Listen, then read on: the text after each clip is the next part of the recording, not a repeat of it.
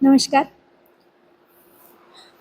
मंजुषा लटपटे, उपविभागीय अधिकारी तथा निवडणूक निर्णय अधिकारी, जिल्हा परिषद पंचायत समिती सार्वत्रिक निवडणुका 2026. अहमदपूर तालुक्यामध्ये एकूण 6 गट आहेत आणि 12 गण आहेत. एकूण 200 मतदान केंद्र आहेत आणि एकूण मतदार आपले 1,60,693 आहेत. ह्याच्यापैकी 83,946 पुरुष आहेत तर 76,747 एवढ्या स्त्रिया आहेत.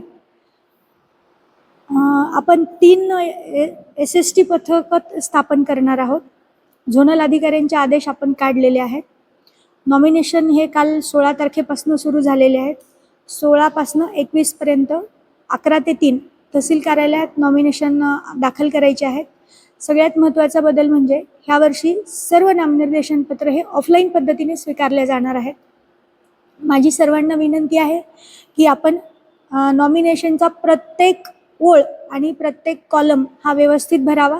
त्याच्यासोबतचं जे शपथपत्र आहे ते आपण व्यवस्थित भरणं अपेक्षित आहे, कारण शपथपत्रामधला एखादाही कॉलम जर रिकामा असेल किंवा आपण भरलेला नसेल तर आपलं नामनिर्देशन पत्र हे फेटाळलं जाऊ शकतं.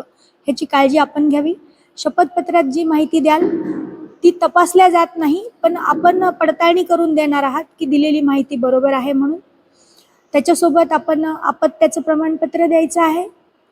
खर्चासाठी स्वतंत्र खातं द्यायचं आहे आणि त्याच्यासोबतचे जे 10 पेजेसची जी माहिती द्यायची आहे, जी नामनिर्देशन पत्रासोबत तहसील कार्यालयातून आपल्याला पुरविण्यात येत आहे, ती आपण पूर्णपणे भरून असं संपूर्ण भरलेलं नामनिर्देशन पत्र आपण तहसील कार्यालयात वेळेत सादर करावं अशी माझी विनंती आहे.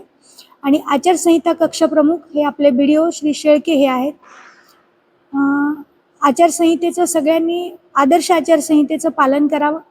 कुठेही गालबोट लागणार नाही ह्याची प्रशासन जशी काळजी घेईल तशी जनता म्हणून आपण घ्यावी आणि सर्वांनी यासाठी सहकार्य करावं. धन्यवाद.